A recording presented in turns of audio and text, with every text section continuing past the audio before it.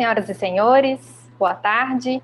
Sejam todas e todos bem-vindos ao webinar Mesa Redonda, Monitoramento de Barragens sobre a ótica do padrão global para a indústria, para gerenciamento de rejeitos, do inglês GISTM, desafios e oportunidades no Brasil. Eu sou Natália Gomide e serei a responsável por conduzir este evento. O webinar conta com tradução simultânea e, para acessar o idioma necessário, selecione na opção na barra inferior chamada Interpretation ou Interpretação para selecionar inglês ou português. Este webinar é uma realização do governo britânico e do Programa das Nações Unidas para o Meio Ambiente e tem por objetivo reunir grandes nomes do setor mineral, governo, academia e sociedade civil para tratar sobre um tema decisivo para o futuro da mineração e do meio ambiente, a segurança das barragens brasileiras sob a perspectiva do novo padrão global da indústria para a gestão de rejeitos, que foi lançado em agosto de 2020. Gostaríamos de agradecer aos nossos parceiros, aos membros do Comitê Técnico de Barragens de Mineração, CTBMIN, da SGM, Ministério de Minas e Energia, e a todos os nossos apoiadores que participaram da organização ou divulgação deste evento. Iniciaremos agora as apresentações. Vocês que nos acompanham pela transmissão ao vivo poderão fazer perguntas via o chat do Zoom, que aparece ao lado direito da tela de transmissão. Os palestrantes irão responder, na medida do possível, durante o debate. De toda forma, teremos um tempo final para perguntas e respostas. Para isso, todas as perguntas enviadas no chat serão repassadas para os palestrantes.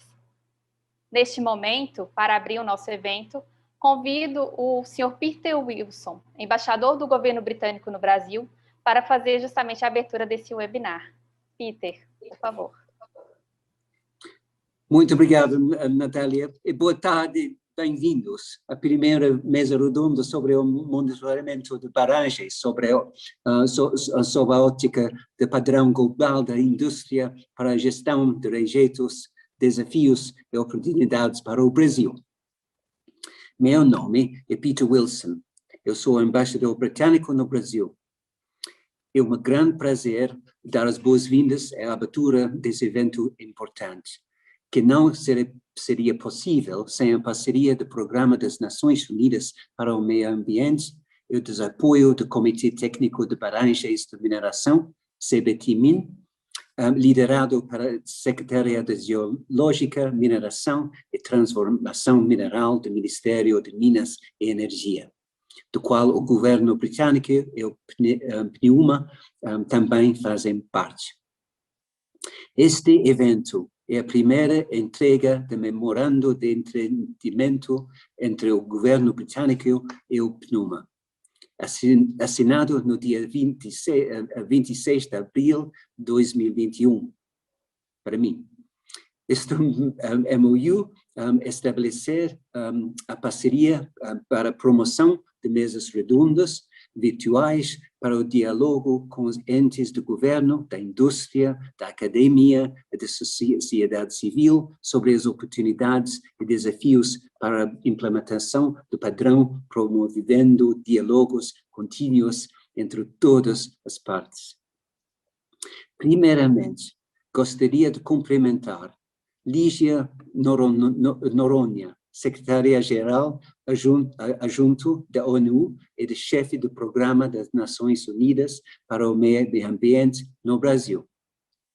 Regina Cavini, oficial sênior de projetos do Escritório Brasil do PNUMA. E Alexandra Vidigal, secretário nacional de Geológica, Mineração e Transformação Mineral do Ministério de Minas e Energia. Espero que todos vocês e suas famílias também. Eu gostaria de iniciar o meu discurso com uma visão internacional conectada com a pauta climática. Como anfitrião do COP26 em novembro, em Glasgow, os temas de clima e meio ambiente são algumas das prioridades internacionais do Reino Unido. Para atingir as metas do Acordo de Paris e implementar uma economia verde, precisaremos do setor de mineração. Essa década está sendo chamado a década da transição na pauta climática. A mineração terá um papel fundamental para essa transição. As tecnologias de baixo carbono irão aumentar a demanda de minerais estratégicos e, portanto, aumentar as operações e o volume de rejeitos. Isso significa que os padrões de segurança, transparência e ESG em inglês, ganham uma nova importância para o setor globalmente. O tema de barragens de rejeitos e segurança na mineração é de profunda importância para o Reino Unido. Imagino que muitos de vocês sabem do desastre que ocorreu em Aberfan, no país de Gales, em 1966, que foi ilustrado recentemente em um episódio marcante da série The Crown. Tragicamente, desastres como o de Aberfan já ocorreram em várias partes do mundo.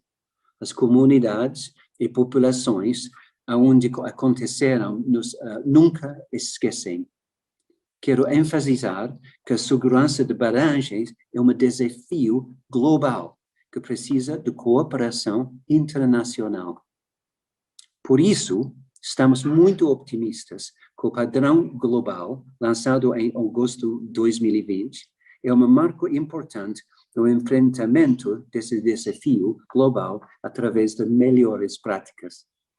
Fico encorajado pelo protagonismo mostrado pelo governo brasileiro e a abertura de diálogo com todos os participantes de CETMIN até agora. Brasil tem academia, centros de inovação e conhecimento de nível mundial no setor da mineração. Acredito que a implementação do padrão será a oportunidade do Brasil de destacar internacionalmente pelas razões corretas no setor de mineração. Agradeço novamente a presença de todos e desejo-lhes um ótimo evento. Muito obrigado. Muito obrigada, embaixador Peter.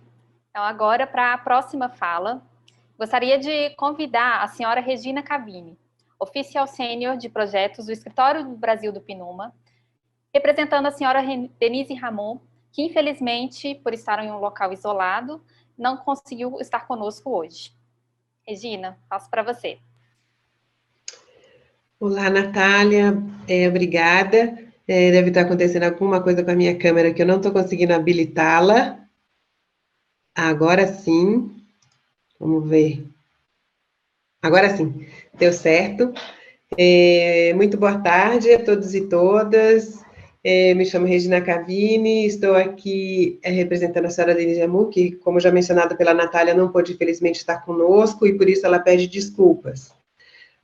Saúdo os demais membros dessa mesa, o senhor embaixador Peter Wilson, o senhor Alexandre Vidigal de Oliveira, secretário de Geologia, Mineração e Transformação Mineral do Ministério de Minas e Energia, a senhora Lígia Noronha, minha colega do PNUMA e forte incentivadora da melhoria da segurança das barragens, quando até recentemente ela era nossa diretora da Divisão de Economia, e agora, certamente, na sua nova posição como assistente do secretário-geral, continuará também batalhando pela melhoria da segurança nas barragens, e saudar a senhora Angela Cooper, que participou diretamente da elaboração do padrão global da indústria para a gestão de rejeitos da mineração. Hoje é um dia muito importante para nós, é o ápice de um trabalho conjunto que nós vimos fazendo com o governo britânico, com o Ministério de Minas e Energia, para divulgar o padrão global da indústria para a gestão de rejeitos, cuja elaboração foi liderada conjuntamente pelo PNUMA, pelo PRI e pelo Comitê Internacional de Mineração e Metas, com apoio de um painel de especialistas e um grupo consultivo multilateral. É com pesar que nós não podemos nos esquecer das perdas humanas resultantes dos gravíssimos acidentes do rompimento das barragens de Mariana e Brumadinho. E é exatamente para evitar que acidentes assim aconteçam novamente que o PNUMA vem trabalhando com a indústria e os governos para que adotemos princípios e critérios auditáveis para assegurar as melhores práticas sejam adotadas com as barragens de rejeitos. Mais do que isso, hoje também é um dia importante, pois para este evento a gente pode constatar a presença de cerca de 600 pessoas que se inscreveram para estar aqui conosco, evidenciando a importância do diálogo entre as partes interessadas, seguindo o que é talvez o princípio mais importante do padrão global, que é a transparência e participação efetiva das comunidades afetadas. Nesse sentido, saúdo aqui também a participação na mesa redonda da senhora Tiena Mazo, representante do movimento dos atingidos por barragens, o MAB. A adoção universal do padrão assegurará uma base sólida de princípios e critérios que permitem salvaguardar o meio ambiente e as vidas humanas, representando a postura madura, responsável por parte da indústria da mineração e um caminho de relacionamento harmonioso com governos e comunidades. Por fim, agradeço ao Ministério de Minas e Energias do Brasil, ao governo britânico, pela parceria na implementação do padrão global, por meio de um diálogo construtivo para a realização deste evento e dos demais 5 eventos que realizaremos conjuntamente para divulgação, discussão e aperfeiçoamento dos estándares do padrão global. Agradeço também as demais entidades participantes da mesa redonda, a Agência Nacional de Mineração, o Instituto Brasileiro de Mineração, a Fundação Estadual do Meio Ambiente de Minas Gerais, representando a ABEMA, o CONFER, Conselho Federal de Engenharia e Agronomia, e a World Consultoria. Bom trabalho a todos e a todas. Muito obrigada. Muito obrigada, Regina. Bom, agora vou convidar o senhor Alexandre, que ele fez um vídeo para participar desse nosso evento. O senhor Alexandre Vidigal é o secretário de mineração, de mineração do Ministério de Minas e Energia, da Secretaria de Geologia, Mineração e Transformação Mineral. Então, agora vocês assistirão o vídeo com sua fala. Muito obrigada.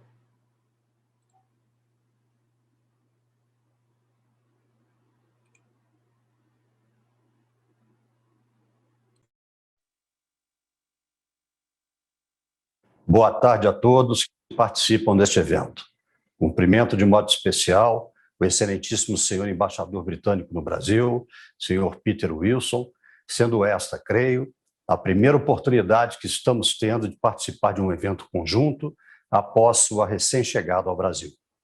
Sinto-me honrado em compartilhar esta abertura com Vossa Excelência. Apresento meus cumprimentos também à senhora Denise Ramur, representante do PNUMA no Brasil. Meus cumprimentos de igual modo aos ilustres expositores dos temas deste encontro, meus cumprimentos ainda aos organizadores deste evento e aproveito a oportunidade para parabenizá-los por esta singular e relevante iniciativa em se tratar de um tema tão destacado e atual, voltado à atenção global sobre segurança de barragens. Estimo que os melhores resultados possam ser alcançados nessa tarde. Como bem sabemos, o padrão global da indústria mineral para o gerenciamento de rejeitos da mineração foi lançado recentemente, em agosto do ano passado, por iniciativa do Programa das Nações Unidas para o Meio Ambiente, o PNUMA, conjuntamente com outras expressivas entidades internacionais, e teve por motivação o desastre da ruptura da barragem em Brumadinho. Por este instrumento, passa-se a ter uma orientação global que exige das empresas mineradoras um comprometimento mais rígido quanto à condução técnica e de governança de suas atividades e que devem ter um olhar atento à gestão de riscos e à segurança operacional para o alcance dos melhores resultados socioambientais. Trata-se de um programa direcionado aos governos, empresas e investidores, ou seja, de alcance a todos os atores envolvidos com essa importante atividade econômica que é a mineração. E é com satisfação que podemos afirmar ser o Brasil o país que, seguramente, hoje dispõe da legislação mais atual e moderna sobre a segurança de barragens. E isso em razão das recentes modificações trazidas pela Lei 14.066, que é de 30 de setembro de 2020, isto é, editada poucos dias após o Padrão Global de Gestão de Rejeitos, e com ela se encontra bastante alinhada. E como se não bastasse, essa recente mudança em nosso arcabouço normativo quanto à segurança de barragens de rejeitos de mineração, temos procurado avançar ainda mais, de modo insistente e incansavelmente, para preencher os espaços de nosso sistema legal e naquilo que ainda possa ser melhorado e aperfeiçoado para se ter as melhores soluções para o tratamento das barragens de rejeitos. Outro exemplo desse esforço foi a recente publicação, agora há cerca de 15 dias, da Resolução 68 da ANM, e que tratou do plano de fechamento de minas, também um importante instrumento nesse foco da responsabilidade do empreendedor da mineração. Também, bem recentemente, na semana passada, foi publicado o relatório do Comitê Técnico de Segurança de Barragens de Mineração, e que é coordenado aqui pela SGM. Em suas conclusões, o relatório mostrou um cenário mais favorável quanto ao monitoramento e ao real conhecimento da situação das barragens no país. E para os que ainda não conhecem o comitê, ele é composto por órgãos públicos como esta Secretaria Nacional de Geologia e Mineração e Transformação Mineral, bem como pela ANM, pela CPRM, pelo CETEM, mas também por entidades privadas importantes, como o CONFEA e os CREAS, a Academia Brasileira de Ciências, o IPT e o IBRAM, composição essa que confere bastante credibilidade aos seus trabalhos. É evidente que o ideal seria estarmos diante de avanços tão importantes sem que precisássemos ter tido uma tragédia. Mas, como eu já ouvi daqueles que foram vítimas, que foram atingidos pelo triste episódio de Brumadinho, que esta tragédia não tenha sido em vão. E ao estarmos aqui reunidos para discutir e aprofundarmos conhecimentos e providências quanto à segurança de barragens de rejeitos de minério, podemos ter a tranquilidade em saber que, realmente, aquele fatídico dia de janeiro de 2019 não tem sido em vão. Que tenhamos um evento exitoso. Cordial abraço a todos. Muito obrigada por sua fala, doutor Alexandre. Convido agora a senhora Lígia Noronha, assistente para o meio ambiente do secretário-geral da ONU e chefe do escritório do PNUMA em Nova York, para a sua apresentação sobre o monitoramento de barragens sob a ótica do Global Tailings Review. Senhora Lígia, por favor. Muito obrigada, Natália.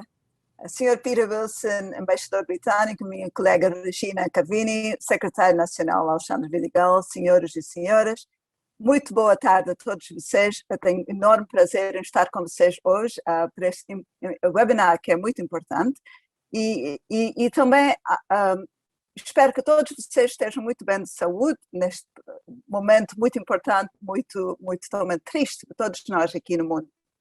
Agora vou falar em inglês, porque essas coisas são muito técnicas e o meu português está ferrugente e estou mais à vontade em inglês.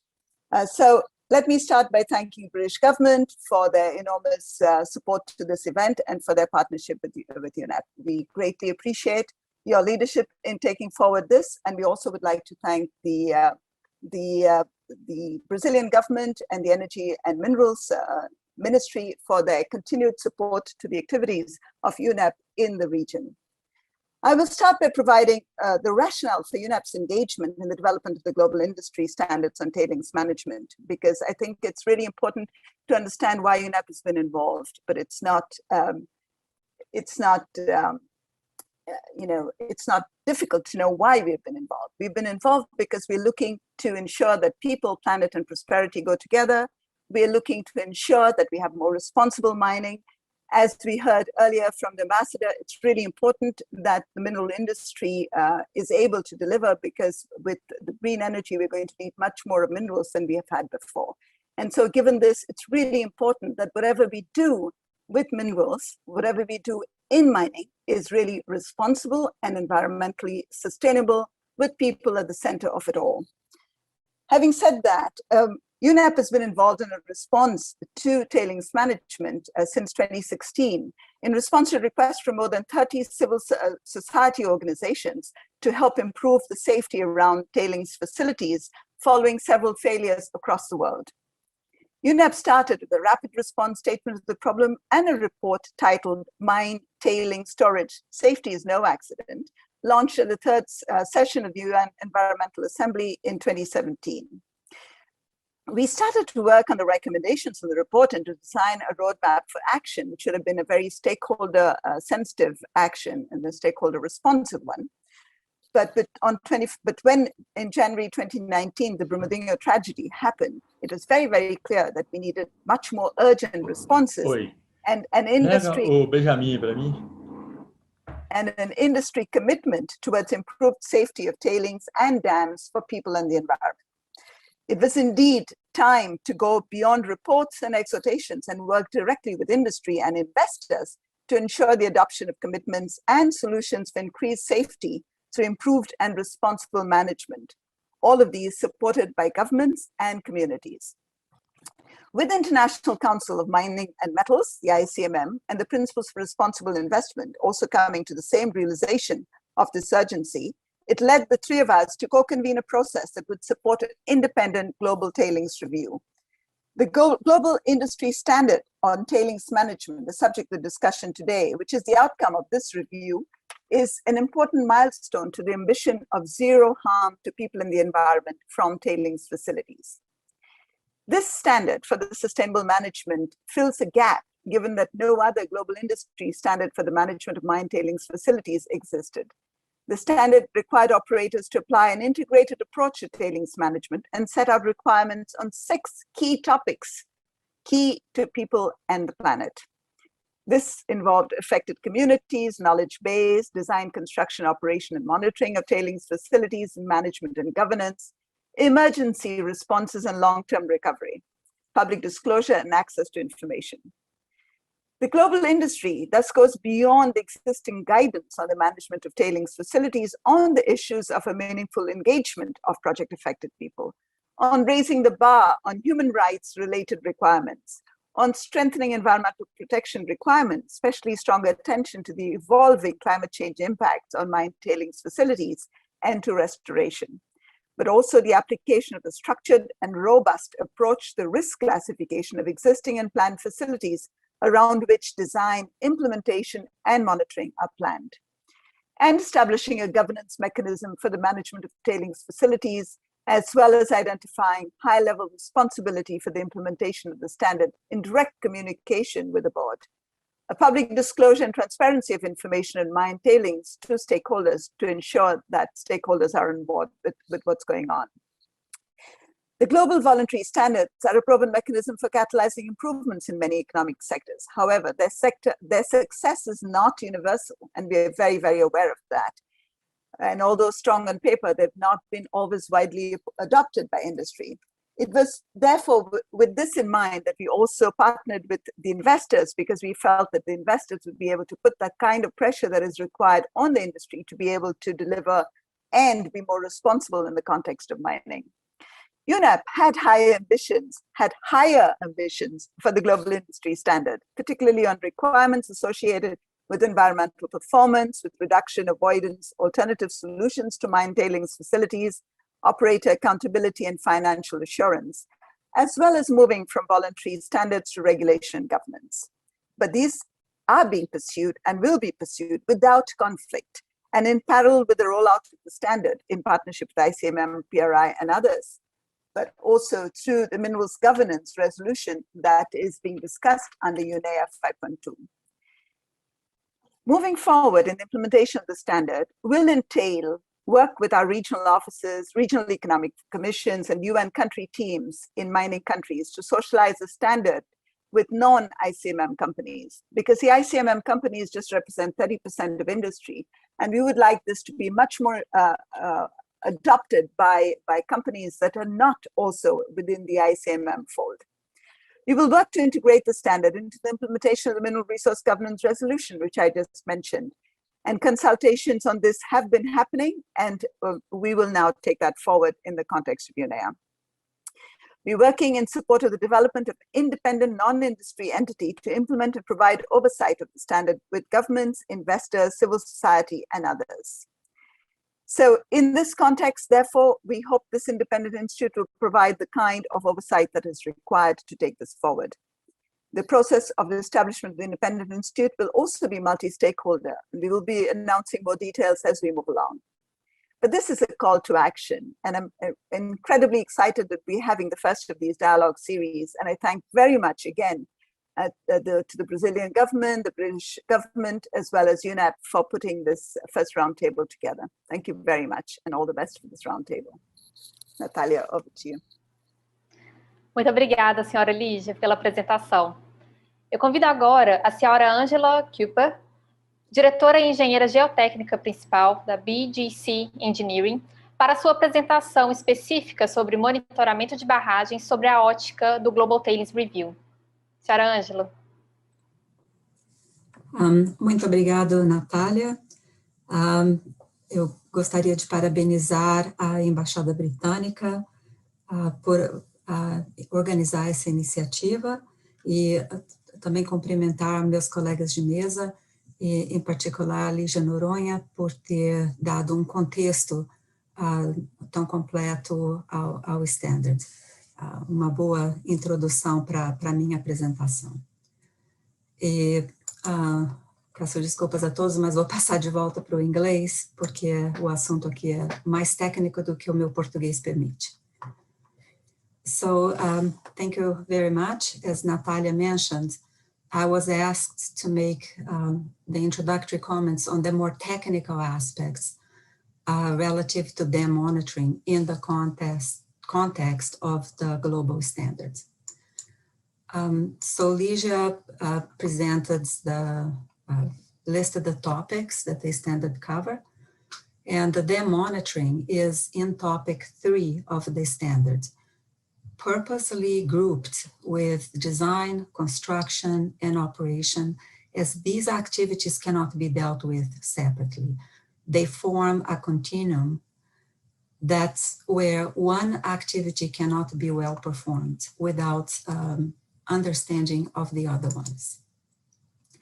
There is a tight interconnection between construction, operation, in case of many tailings dams can blend into a single activity, and the design and the monitoring systems that are in place to manage risk. So design assumptions and predicted performance inform the design of monitoring systems. Construction and operation determine when and where instrumentation is to be installed.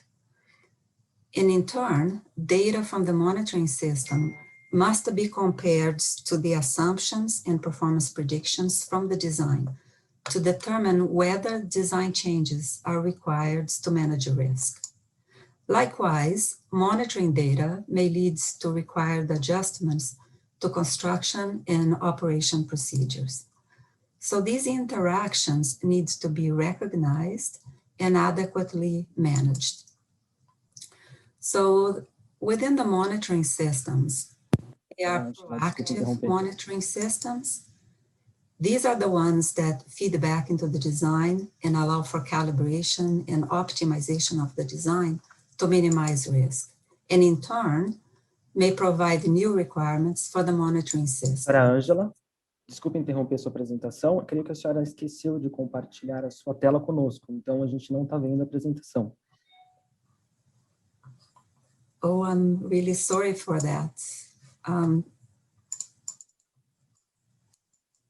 Agora sim. I'll go back a few slides here.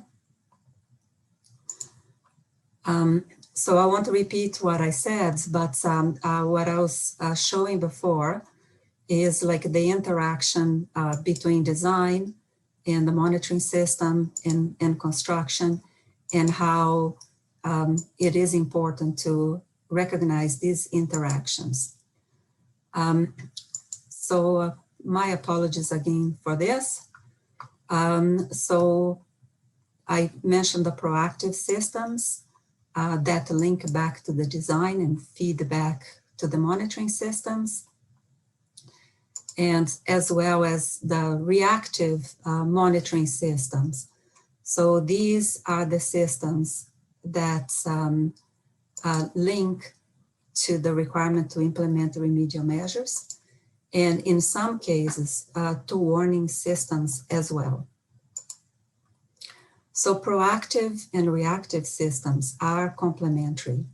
So all monitoring systems also need to include a TARP, Trigger Action and Response Plans, that establishes when to act and how to act in case you see a problem or in the instrumentation data. So in my experience internationally, I see many good examples of DAN monitoring, but I also see a few common issues that need attention. So I will list these issues here as they are challenges that need to be discussed and resolved and turned into opportunities. Some of these are simpler than the other ones. Quality of the data analysis, the data downloaded from the instruments, as well as interpretation of this information in the context of the overall design and the potential risks that could be associated with that.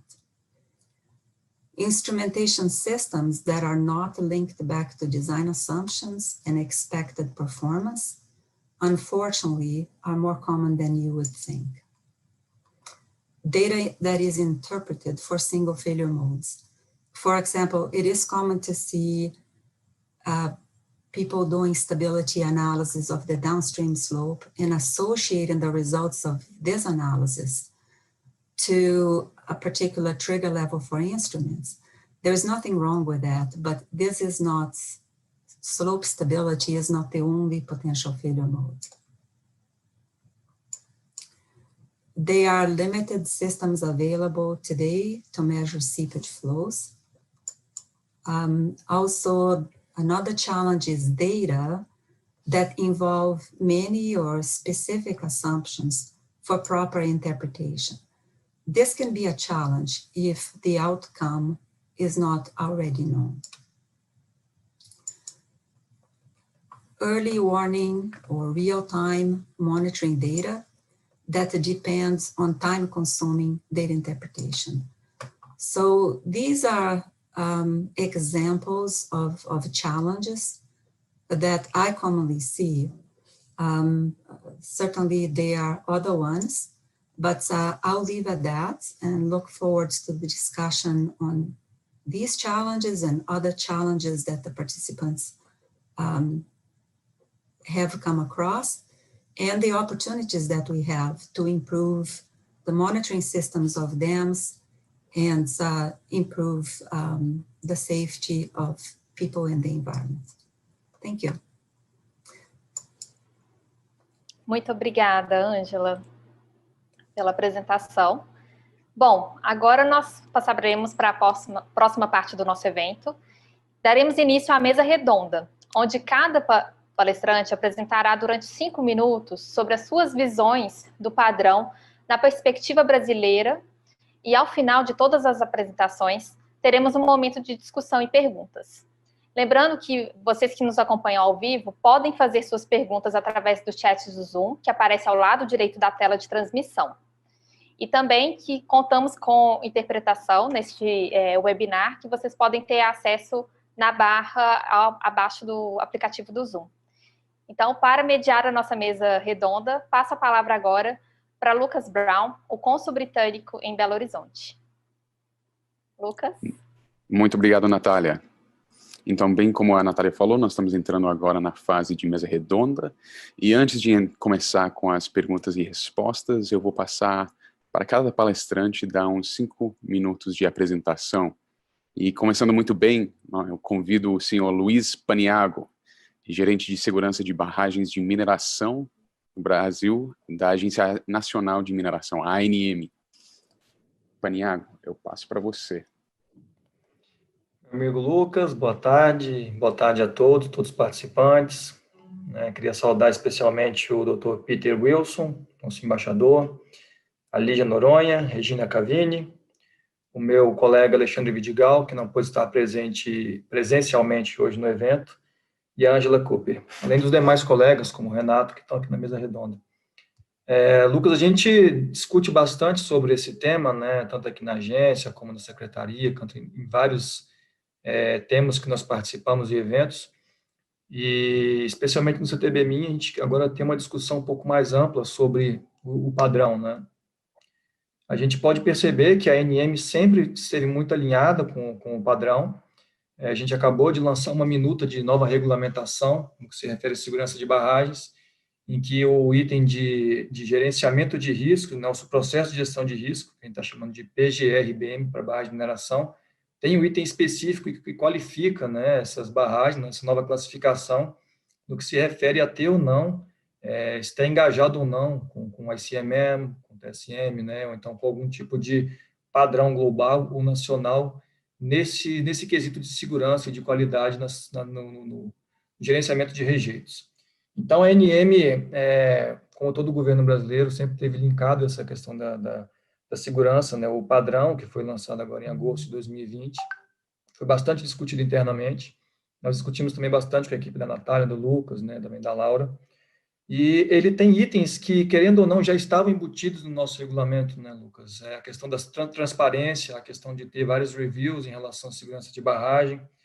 A gente está colocando também no nosso novo regulamento a questão do EOR, que são novas passagens, né, novas barreiras, né, de segurança que existem nesse quesito tão importante. Né? Então, a gente passa tanto pelo projeto, a parte de construção, e em especial monitoramento e operação. Né? A gente sabe que é uma barragem que já existe, né, ela já foi construída, então tem que ter um cuidado a mais e um olhar mais acurado no que se refere ao seu monitoramento e à sua operação. E as barragens que estão por vir, a gente já está com um olhar diferenciado, seguindo esses padrões mundiais, no que se refere à sua construção, que a gente entende que uma barragem bem construída dificilmente vai ter algum problema no futuro. Então, a ANM está com muitos desafios, né, nessa parte pós-evento Brumadinho, né, que é a questão de monitorar as barragens que estão em processo de descaracterização, que são 64 no país, a grande maioria está em Minas Gerais, e dessa forma, nossa equipe, a equipe do Renato Brandão, da FIAN, está muito bem alinhada, né, que são, Minas Gerais tem praticamente todas as barragens a montante que vão ser descaracterizadas. Então, o padrão vem a nos dar esse suporte, né, é um padrão global, como o próprio nome diz, que vai nos dar suporte para as ações futuras, assim como a gente também utilizou ele como embasamento para os normativos que estão em vigor e as que estão sendo elaboradas. Então, queria novamente agradecer o evento, né, estamos aqui disponíveis para responder as perguntas, e um bom evento para todo mundo, Lucas. Paniago, muito obrigado. Eu tenho certeza que você vai agregar muito valor nessa discussão, nesse diálogo, e exatamente como você falou, esses padrões globais e como que a gente consegue discutir num contexto brasileiro, realidade brasileira, os desafios brasileiros, que um padrão global para qualquer setor já é um desafio, né? Quando você fala sobre o setor de mineração, ainda mais desafiador. Aqui no Brasil, sabemos que é bem desafiador mesmo. Achei muito interessante você falar sobre o Engineer of Record. Tenho certeza que isso vai ser incluído nas perguntas mais tarde, mas vamos seguindo, então. Eu gostaria de trazer agora o senhor Júlio. Desculpa, eu estou aqui. Júlio Neri, diretor de Sustentabilidade e Assuntos Regulatórios do IBRAM, Instituto Brasileiro de Mineração. Júlio, você está aí? Sim, estou ouvindo. Estou ouvindo, Lucas. Você está ouvindo? Perfeito? Estou ouvindo. Ah, tá ok, então. Obrigado, Lucas. Primeiro, eu gostaria de agradecer ao governo britânico, ao PNUMA e ao Ministério das Minas e Energia a oportunidade do IBRAM poder participar desse debate, né? Na figura do Lucas aí, eu gostaria de agradecer a todos os organizadores. Bom, a gente gostaria de dizer que o monitoramento de barragens, dentro desse ponto de vista do Global Industry Standard on Tailings Management, né, ou do padrão global para gerenciamento de rejeitos da indústria, né, é um debate necessário e ele casa com o nosso objetivo comum, né, entre nós, IBRAM e todas as autoridades, de aprimorar as condições da segurança das barragens de mineração do Brasil. Desde os lamentáveis acidentes ocorridos nas barragens em nosso país, né, com as tristes consequências que a gente sempre tem que lamentar, houve um contínuo aprimoramento da legislação brasileira de barragens, como foi muito bem lembrado pelo secretário Alexandre Vidigal, né, que os acidentes sirvam para a gente poder aprender e evitar novas ocorrências, né? E dentro desses avanços, nós destacamos, né, a Lei 23291, né, de 25 de fevereiro de 2019, que implantou a política de segurança de barragens aqui em Minas Gerais, e a Lei Federal 1466, de 30 de setembro, né, de 2020, que revisou a Política Nacional de Segurança de Barragens, originalmente datada de 2010. Né? E a gente observando todas essas regulamentações, incluindo as infraslegais, como as deliberações normativas aqui da FIAN e as resoluções da ANM, nós observamos um contínuo movimento de aperfeiçoamento e de maior exigência quanto ao projeto, construção, gerenciamento e o necessário descomissionamento das barragens de rejeitos, quando chegar ao final da sua vida útil. Né? O monitoramento dessas estruturas é parte fundamental, principalmente da etapa de gerenciamento durante a sua operação e em seu descomissionamento.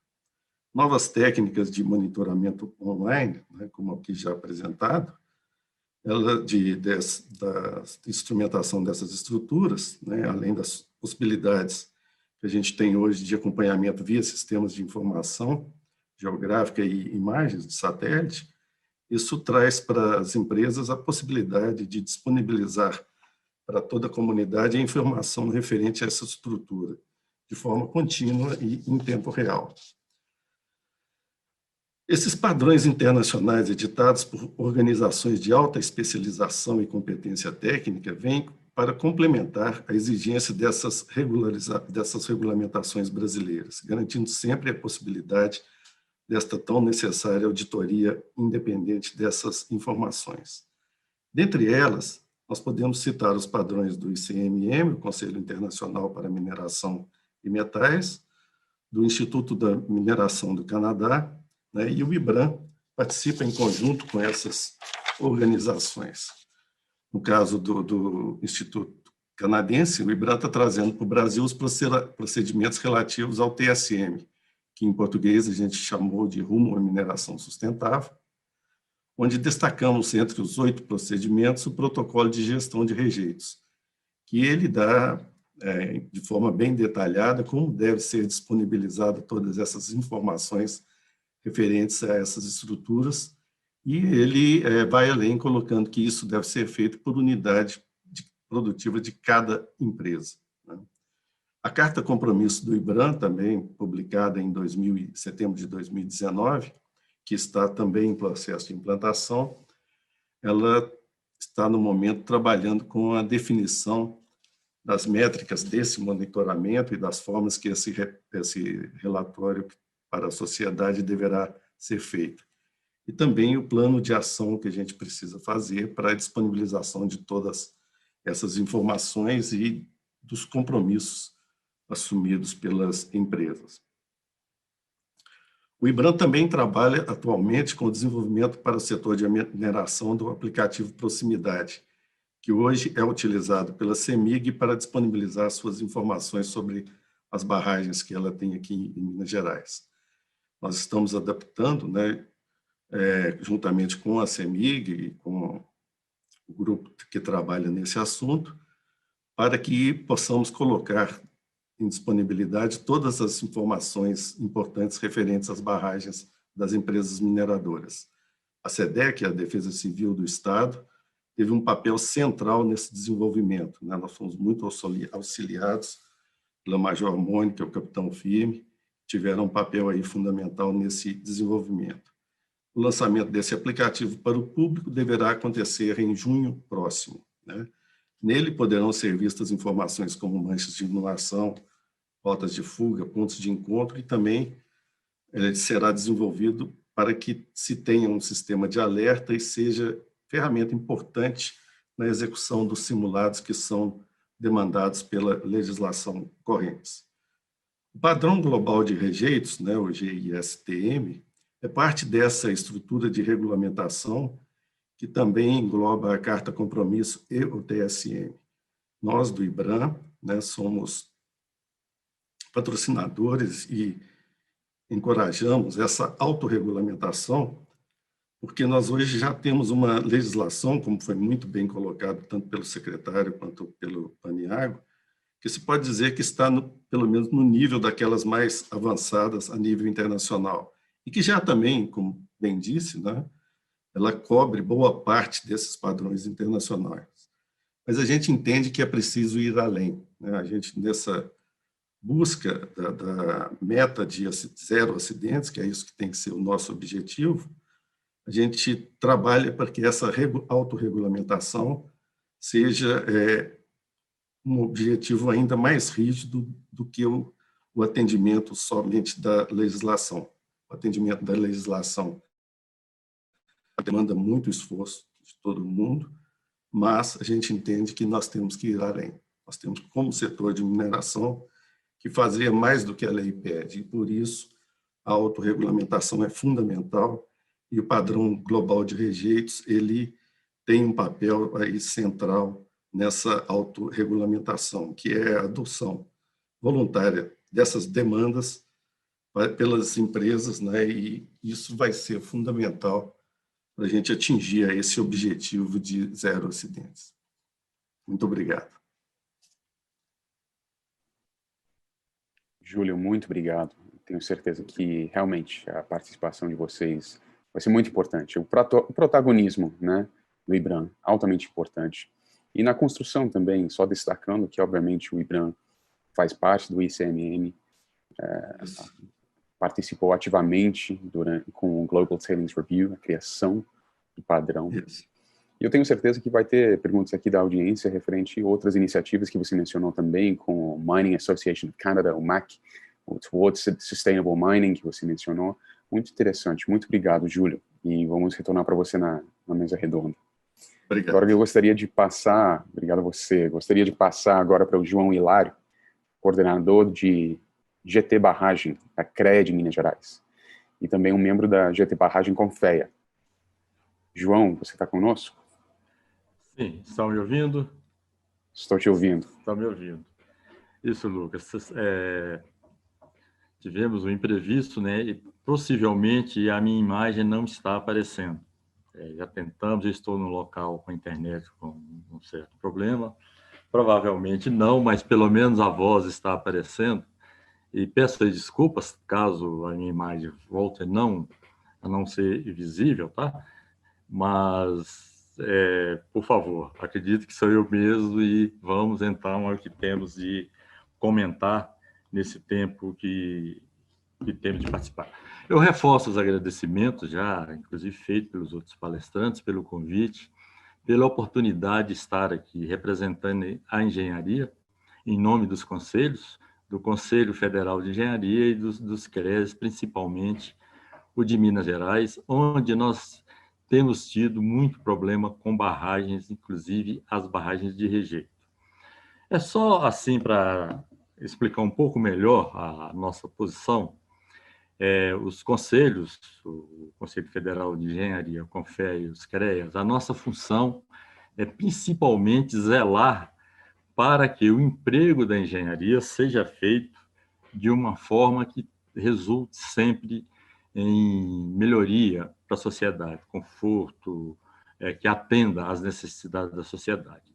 Especificamente, no caso das barragens, temos tido vários problemas, e nisso aí os conselhos têm desenvolvido várias ações para refinar as suas atividades nesse setor, na engenharia como um todo, mas principalmente para o caso das barragens.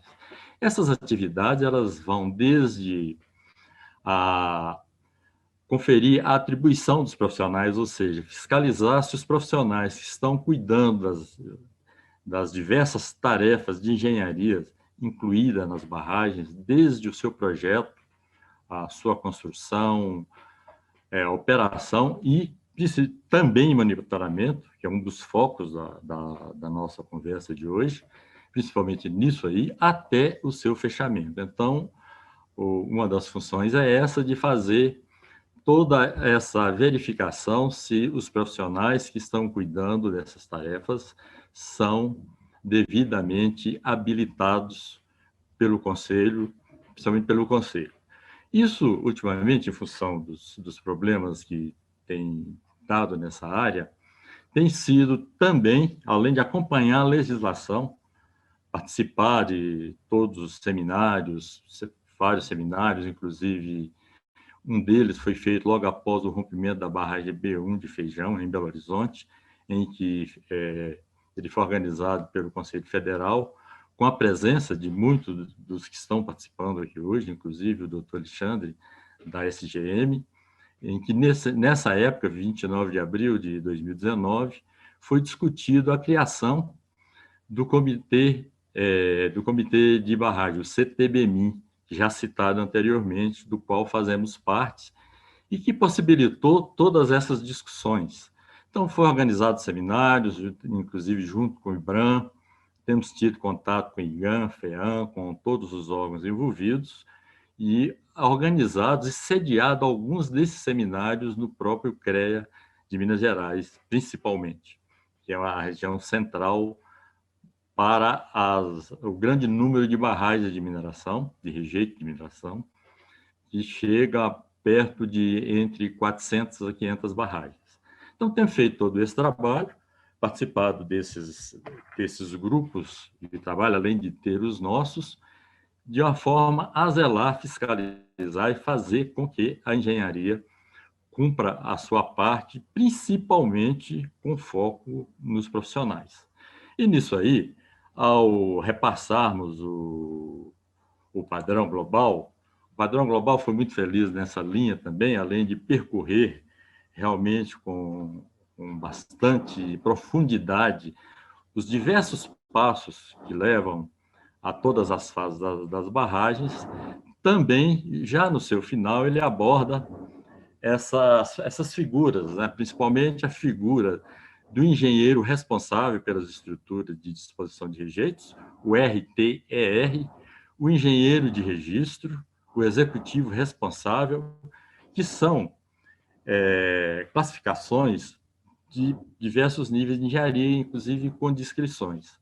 Nós estamos também internamente no Conselho discutindo esse detalhamento de responsabilidades e evoluindo nessa classificação de atribuições, discutindo possibilidade de certificação de profissionais, além de tudo aquilo que é feito do ponto de vista de acompanhar registrar as RTs, as anotações de responsabilidade técnica, os diversos documentos necessários que os profissionais apresentam diante do Conselho. Então, estamos trabalhando nisso também, e nesse aspecto, Lucas, o padrão global, além de, como eu disse, percorrer todas essas etapas, tem esse detalhe muito importante de que nós precisamos cuidar com mais profundidade dessa definição de atribuições para os profissionais, os diversos etapas das barragens, da vida das barragens, e também um outro ponto que está sendo discutido é de ter classificação de profissionais para os diversos portes das barragens, o seu grau de risco. Isso aí, trabalhando junto com todas essas outras entidades que se dedicam à melhoria do setor de barragens no Brasil, estamos aprimorando esses sistemas, principalmente de fiscalização, e contribuindo para deixar com que todo esse sistema funcione de uma forma melhor. Inclusive, agora, atentos a trabalhar junto com vocês também nessa mesma linha que está sendo muito bem tratada no padrão global. Por último, só mais uma observação, um comentário do nosso trabalho é que nós temos a ingrata tarefa de apurar as responsabilidades quando a engenharia tem algum problema, alguma falha. E isso temos feito com bastante critério no caso dos rompimentos, principalmente dos dois últimos grandes rompimentos de barragem do nosso estado. Então, seria apenas dessa visão geral dessas atribuições e funções dos conselhos de engenharia, para facilitar, inclusive, perguntas para o debate e ficar mais clara qual seria a nossa posição. Então, muito obrigado e estamos à disposição, caso tenham alguma dúvida nos passos seguintes dessa mesa redonda. Muito obrigado. Júlio, muito obrigado por seu ponto de vista. Tenho certeza que vai ser muito interessante entendendo exatamente como se falou, essas habilitações que vocês trabalham, como conecta exatamente com um novo padrão global referente diante à realidade no setor de mineração no Brasil. Bom, eu queria passar agora para o Renato Brandão. O Renato é o presidente da FEAM, da Fundação Estadual de Meio Ambiente, do Governo do Estado de Minas Gerais. Renato, você está conosco? Boa tarde, Lucas, estou. Boa tarde a todos, cumprimentando aí. Também eu vou pedir permissão aqui para fazer uma breve apresentação dentro dos 5 minutos, só para explicar a lógica da FEAM estar aqui nesse evento, representando aí a ABEMA, né, a Associação Brasileira dos Órgãos Estaduais de Meio Ambiente. Por que a gente vem, né? Foi citado aí já pelo Paniagua e pelo Júlio que o Estado tem uma característica diferenciada com relação a essas estruturas, e a própria FEAM vem trabalhando já há algum tempo com o seu programa de gestão de barragens, e a gente tem algumas aderências que eu vou passar aqui ao padrão global e contextualizar aos senhores. Então, já vem a apresentação, né? Sim. Isso. Então, contextualizando, depois do rompimento da barragem da Vale, em Brumadinho, a Assembleia Legislativa de Minas Gerais criou o que a gente chama da Política Estadual de Segurança de Barragem, né? Então, por isso também o Estado tem uma política diferenciada que trata as questões de licenciamento e fiscalização dessas barragens. A própria lei traz que é a importância da articulação com os órgãos da política nacional, mas traz algumas responsabilidades para os órgãos estaduais. Então, nós temos aqui um contexto de qual que é a situação com relação às barragens de água, rejeito, dentro do Estado, em que a política trouxe responsabilidades por que a gente chama de SISEMA, que é o Sistema Estadual de Meio Ambiente, integrado aí pela Secretaria, pelo IGAM, que é o Instituto Mineiro de Gestão das Águas, pela FEAM e pelo IEF. Mas no contexto das barragens, os órgãos que participam aí dessa gestão são SEMAD, IGAM e FEAM. Além disso, o próprio decreto da FEAM traz que a aplicação e a regulamentação da política estadual de segurança de barragem é uma atribuição da FEAM, né? E mais recentemente nós trouxemos uma regulamentação, que é o decreto 48.140, que também traz para a FEAM os critérios de classificação dessas barragens. Então, essa regulamentação, ela trabalha tanto nos aspectos de licenciamento, quanto nos aspectos de fiscalização. Eu vou trazer alguns elementos aqui dessa regulamentação que remetem ao que o padrão global fala. Então, nós estamos falando com relação ao licenciamento ambiental dessas estruturas, nós estamos falando que a lei fala que essas estruturas têm que ser licenciadas por REIA-RIMA, né? Devem ter também, dentro do processo de licenciamento, já pensando em evoluções tecnológicas da utilização de tecnologias alternativas de rejeito, para disposição de rejeitos. Deve ter estudos, ações e campanhas que promovam esse desenvolvimento de tecnologias. Tem que ter também uma parte do risco, né? Estudos relacionados a riscos geológicos, riscos estruturais, riscos sísmicos.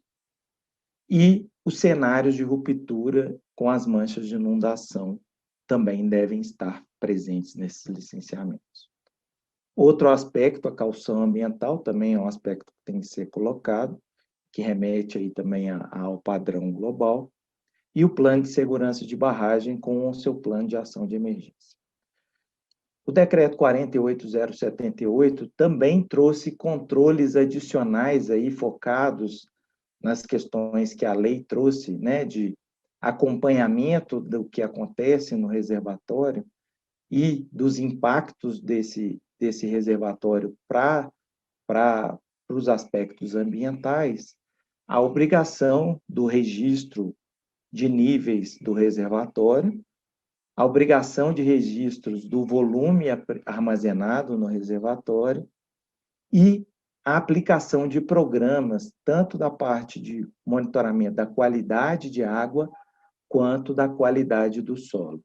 Então, esses são elementos ambientais aí que a política traz e que a gente regulamentou a partir do decreto 48078, a obrigação que eles estejam apresentados e que eles estejam presentes no monitoramento. O programa de gestão das barragens, ele prevê 3 grandes grupos: o cadastro, a fiscalização e o inventário.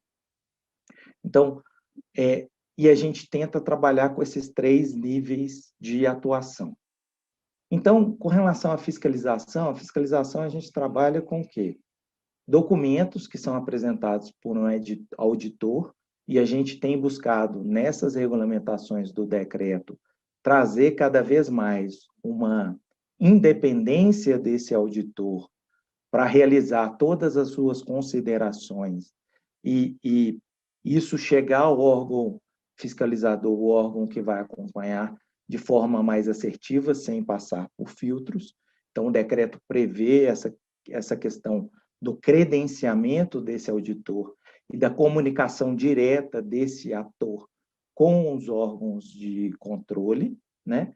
E, além disso, temos aí outros instrumentos que estão relacionados aos aspectos de segurança, que são o relatório técnico de segurança de barragem, o relatório técnico de auditoria de segurança de barragem e o relatório de inspeção, que a gente está chamando aqui a atenção, inclusive com a disponibilização de um termo de referência para critérios ali de como devem ser feitas essas auditorias, com diretrizes de auditoria de informações importantes para essa auditoria. Seria essa contextualização que eu venho trazer para a característica do Estado e das ações que a gente vem desenvolvendo nessa integração com os órgãos de fiscalização da Política Nacional de Segurança de Barragem. Muito obrigado, Renato. Obviamente, participando hoje também em nome do ABEMA, mas sendo baseado e representante, obviamente, do governo do Estado de Minas Gerais, uma grande importância da sua experiência aqui. Tenho certeza que vai ser interessante escutar um pouquinho mais, e eu tenho certeza que vai ter perguntas sobre o relacionamento entre, como você falou, licenciamento, fiscalização, entre nível estadual e federal, que possivelmente não vemos em todos os países. O próximo que eu gostaria de trazer para falar é o David Blica. O David é o vice-presidente de mineração e meio ambiente e infraestrutura da Wood. David, over to you.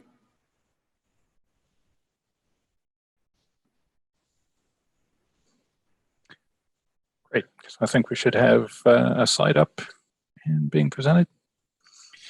So just talk to you a little bit here. If I can get these to move on, there's the requisite advertisement.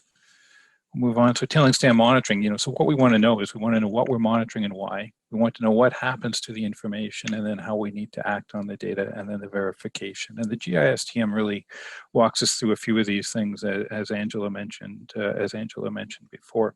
I think also in there, if you move away from some of the more technical stuff, we've got, we've got the community engagement aspect. So we need to make sure that the things that we're doing and why we're doing them are understandable by all stakeholders. And that really means, getting these or finding a way to communicate these in plain language that people understand, because we need their, we need their buy-in into the industry. And of course, the other thing that's really labeled in the GISTM is the responsibility who's doing these steps. So really, it could be, what are we monitoring and why? We could reword that as, what do we need to monitor? So as Angela said, we need to monitor things that confirm the design assumptions. So we have a setting where we put a tailings dam, we've got specific geology, we've got specific meteorology and a way of operating. And so we need to develop a design that meets those requirements or meets those site features. And we put elements into the design specifically to address them and be safe. And so then we have surveillance and monitoring. Sorry to interrupt. I thought it was only me, but I'm not seeing your slides. And I think someone just put it into the chat bar as well. Oh, sorry. There's one other button that I needed to push. No worries. Thank you. That better?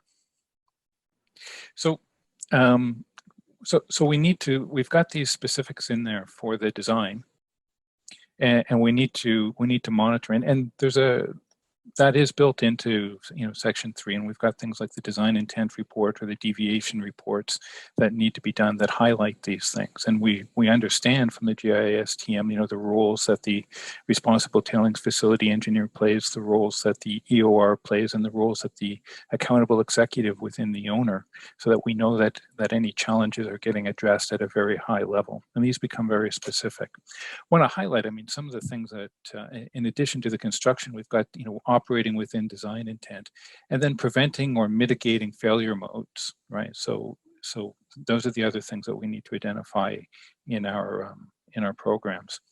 And so I've given a few things there. Through construction, we might be looking at things like particle size, compaction, and foundation.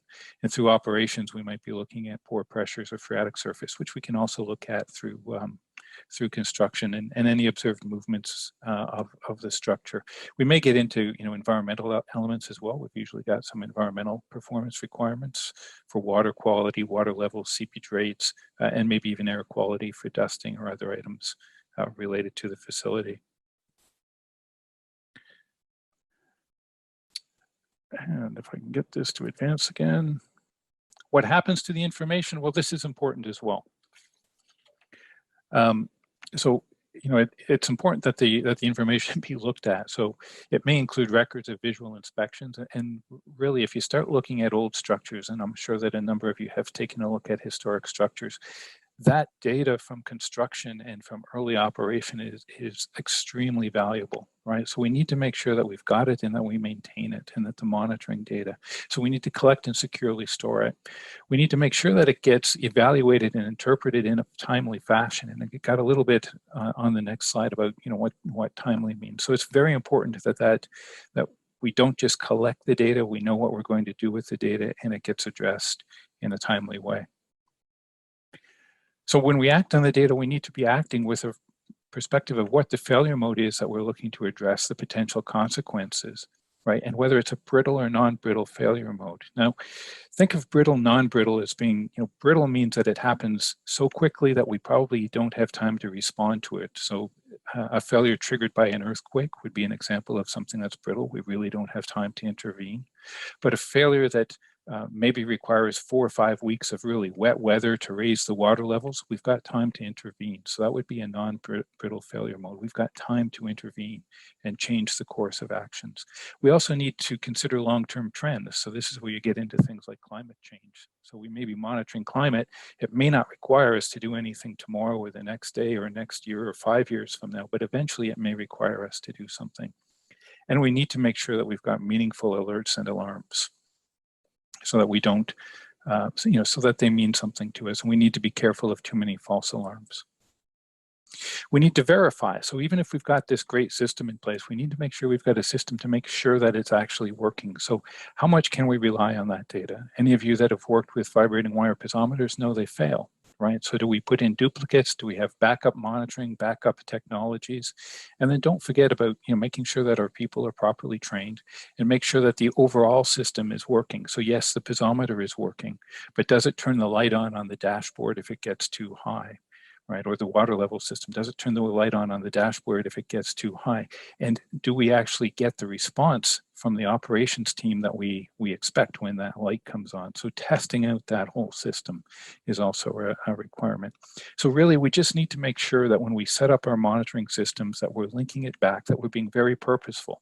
Here's our failure mode, here's what we're trying to prevent, here's how we're going to try to prevent it, and here's how we know it's going to work, right? We need to make sure that we can that we've thought about those questions, we can answer those questions, and that we can explain them in plain language so that all of our stakeholders can understand. And that's it for me, Lucas. Thank you very much for your time. David, thank you. That was brilliant. And I'm sure we're going to have lots more questions for you coming up. I would like to just touch on one of the points that you said, and it's almost really groundbreaking in terms of what the standard is really requesting in terms of responsibility and the appointment of accountable executives. That certainly is going to be something that's going to be brought up in the roundtable later. But a quick segue of your first point potentially was on community engagement. And that is a great segue onto our next speaker. It is, sorry, I'll move back to Portuguese, sorry, did that naturally.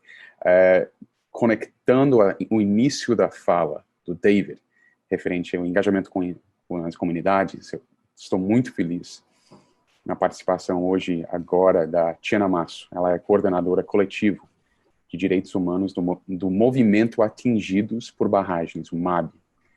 E estou muito feliz que Tiana está participando também, porque a nossa essa intenção dessa iniciativa, desses diálogos, desses webinars, dessas mesas redondas, é sempre também como o padrão exige e mostra que é imperativo também a inclusão da voz da comunidade também. Então, Tiana, estou muito feliz com a sua participação. Eu passo a palavra para você. Olá, boa tarde a todas e todos. Queria agradecer imensamente o convite do governo britânico e também do PNUMA, especialmente o Lucas e toda a equipe, que facilitou a nossa participação. Dizer da importância, da gente estar ampliando esse debate no Brasil e incluindo, a sociedade civil amplamente se engajar na discussão do padrão global. É um momento muito chave, porque a gente vive uma certa crise de insegurança do ponto de vista das comunidades em relação às barragens no Brasil, diante do que a gente vivenciou nos últimos anos. Então, nesse momento de recuperar essa confiança da sociedade, é importante, se abre uma janela, para a gente discutir e recolocar, então, um momento muito oportuno. Ao mesmo tempo, a gente avançou, a partir desses desastres, em várias mudanças de marcos legais, como o Renato trouxe aqui para a gente, a Lei de Minas Gerais de Segurança de Barragens, que é um avanço importante, mas também as alterações da Política Nacional de Segurança de Barragem, as próprias normativas da Agência Nacional da Mineração, que ainda estão sob implementação, então também é um cenário importante de discussão. E, ao mesmo tempo, a gente também está vivendo no Brasil toda uma discussão do processo ambiental e de licenciamento, então, novamente, se coloca um cenário bastante importante para a gente afirmar a segurança de barragens.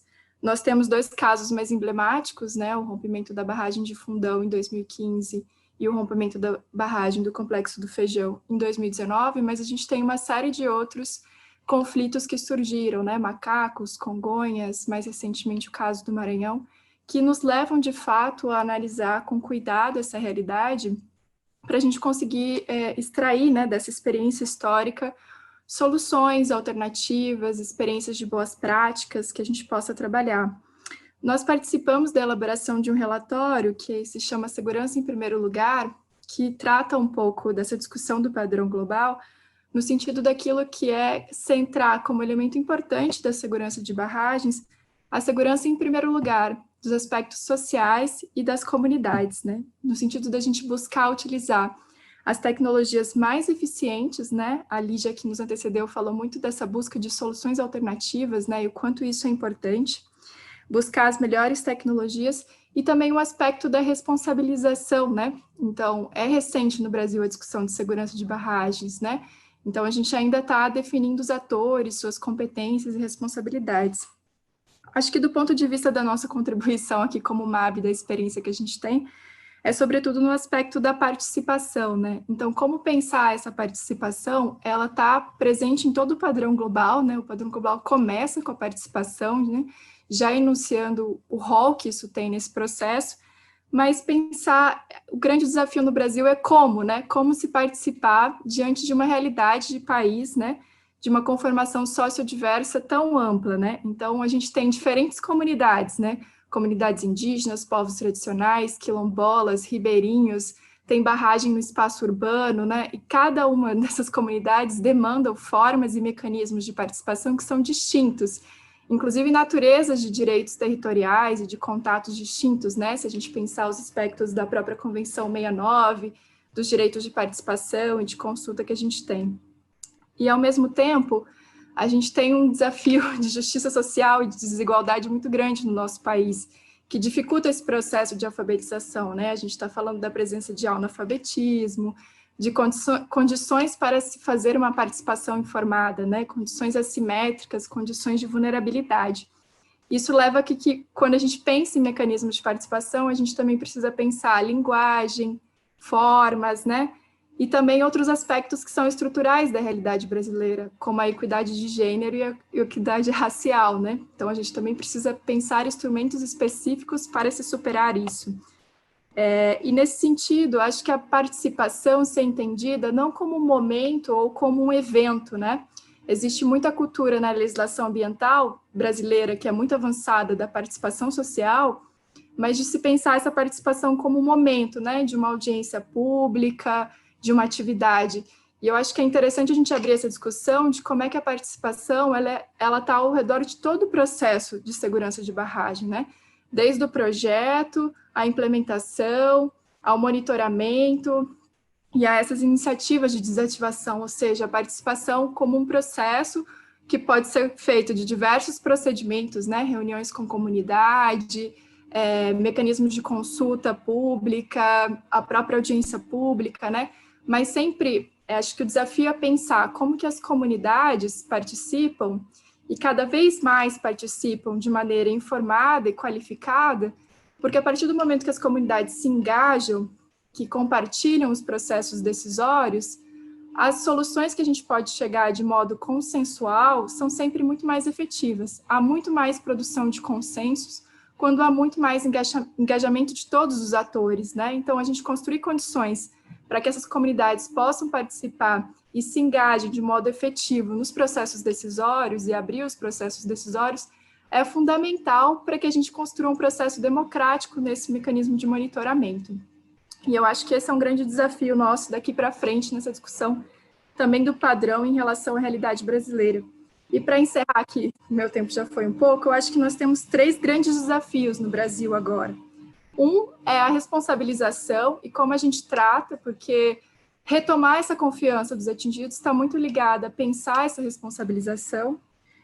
Esse desafio gigantesco da desativação das barragens a montante, né, que são um problema para as comunidades, que a legislação abriu, mas como isso vai ser feito, em que tempo, nós temos aí vários desafios tecnológicos, inclusive. Outra preocupação são as comunidades que estão muito próximas a essas barragens, né, que estão naquela zona que a gente chama de zona de autossalvamento, né. Aí é um debate que nós precisamos aprofundar, né, porque muitas comunidades têm relações de pertencimento, mas ao mesmo tempo é um risco muito grande, né, porque não existem soluções para se retirar no sistema de alerta essas comunidades.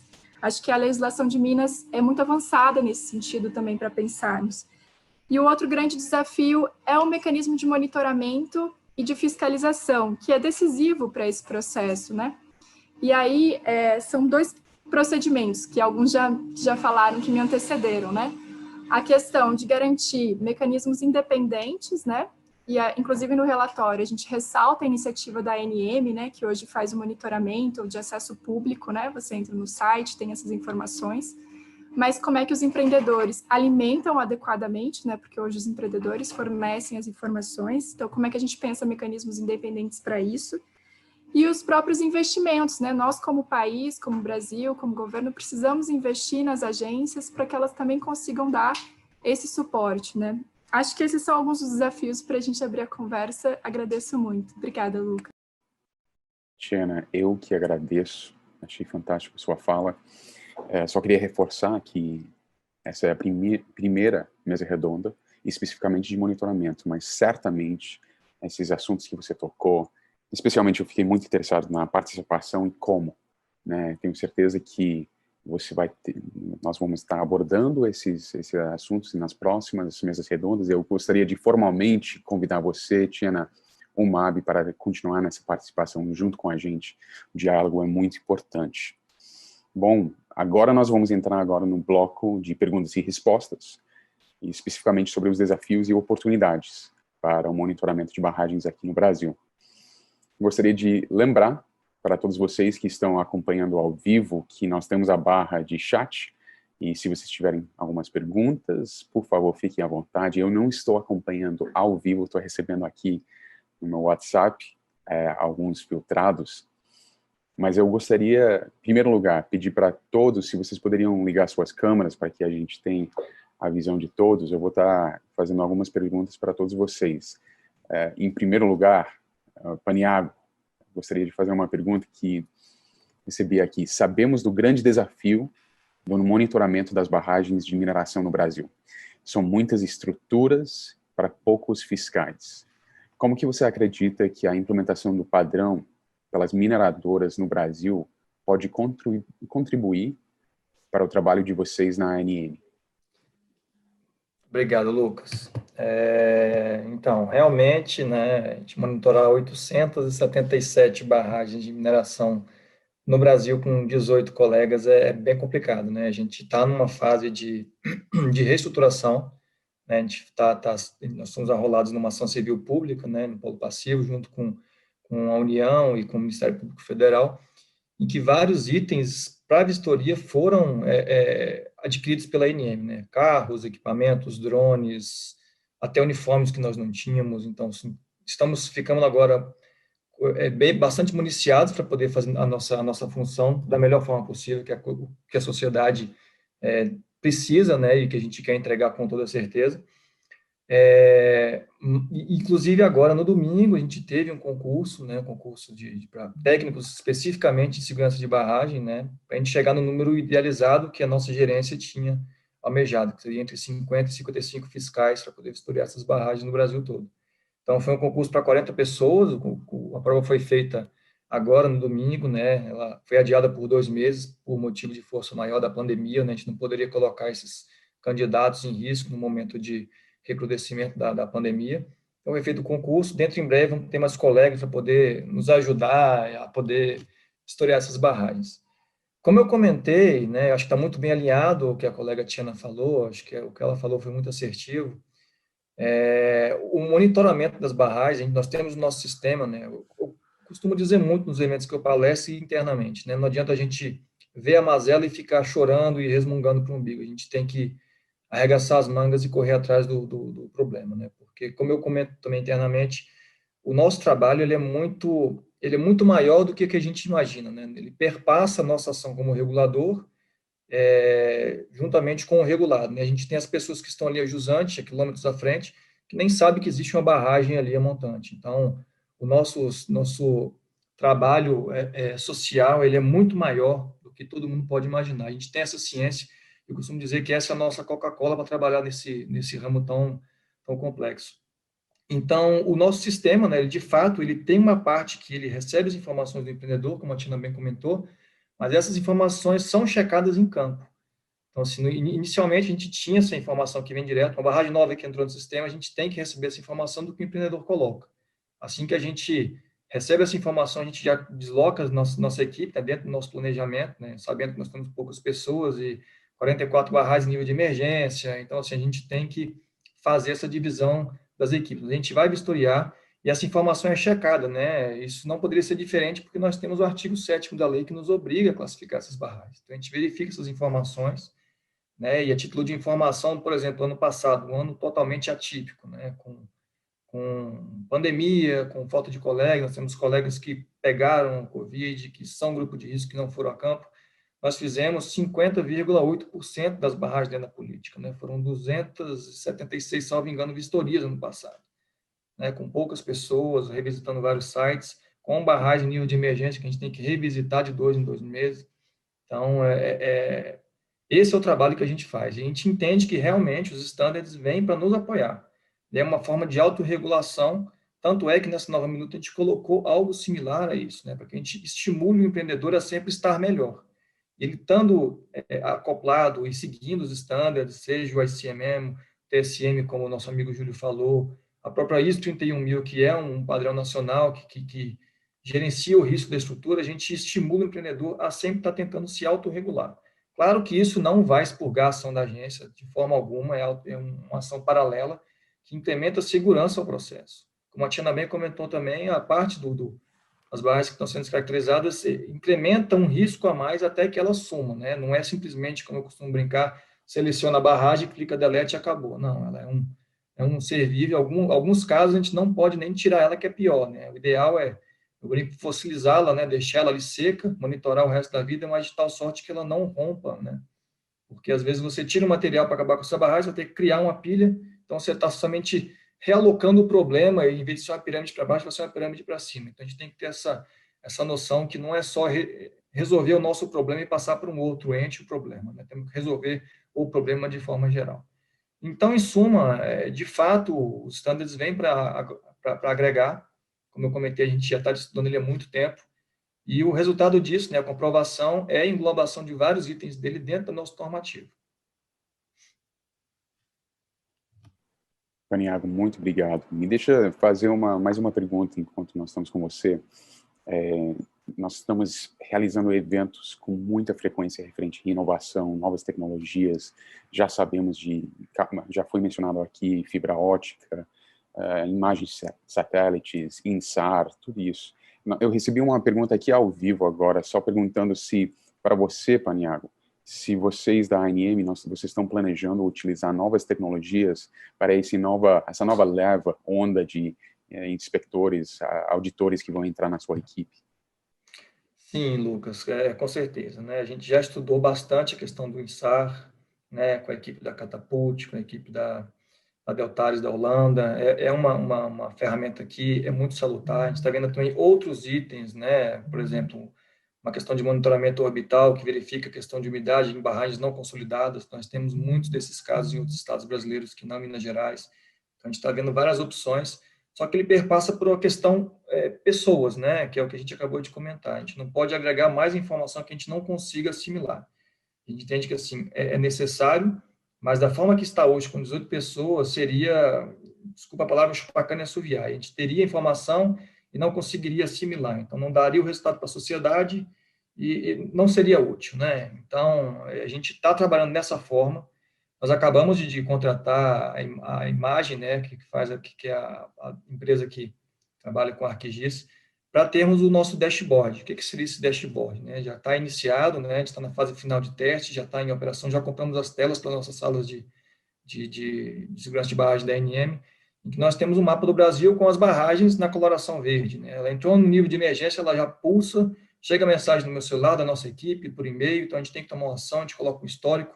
O Paniago viu a barragem no Mato Grosso com problema, encaminhou e-mail e ligou para o Claudinei, que saiu de diligência no mesmo momento, o Claudinei chegou, as fotos são essas, então você tem um histórico, e a gente sabe, como eu costumo comentar muito, cada segundo de segurança de barragem vale muito. Então, a gente está dando passos no sentido de chegar no ideal. Sabemos que não podemos dar um passo em que nossa perna não chegue na linha de chegada, mas está no rumo da chegada. Então, a gente está com esse dashboard que está chegando informações que a gente está ganhando tempo em ação da ANM. Lembrando que em 2018, como eu costumo comentar também, né, Lucas? Acho que já fiz para você algumas vezes. A ANM aparece na mídia quando tem acidente. Só que os bastidores de não ter acidente, não se ter a manchete, ninguém fala. Em 2018 teve 3 barragens que nós ali, eu brinco que a gente colocou o dedo no pipe ali para não romper, e isso não aparece. A gente não gosta de aparecer, né, tranquilo, não tem problema com isso, mas a questão é que existem trabalhos anteriores para que não se tenham mais problemas. Né? A gente sabe que barragem de mineração é uma situação complexa, né, merece um olhar um pouco mais diferenciado do que, por exemplo, barragens hidrelétricas. As barragens hidrelétricas são barragens que são feitas para gerar energia e você oferir lucros. Né? Então, a pessoa faz com todo o rigor, que é aquilo que vai dar o seu lucro, né? No quesito de mineração, você tem o lucro e no final você tem que dispor aquele rejeito em algum local, né? Então, preteritamente, não se tinha tanto cuidado como hoje em dia se tem, no que se refere à construção e monitoramento dessas estruturas. Então, é um problema que vem aí há anos e anos que nós estamos recebendo. Então, a gente está realmente analisando todos esses itens, tá, Lucas? A gente está obrigando que o empreendedor tenha, né? A gente sabe que é a obrigação do empreendedor, mas a gente tem que ter esse monitoramento, tem que ter esse cuidado de estar junto deles para poder saber se realmente o que está sendo informado, né, é a verdade e se o que está sendo reportado por sistema também é. O nosso sistema SIG-BM, né, assim, a gente já teve várias auditorias, inclusive mundiais, que mostra que é um sistema ímpar no mundo.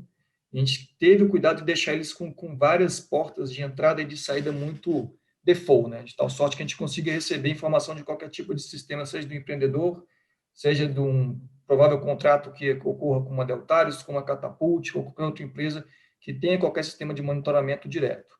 A gente sabe que expurgar o fator humano / empreendedor dessas informações que chegam é mais do que necessário.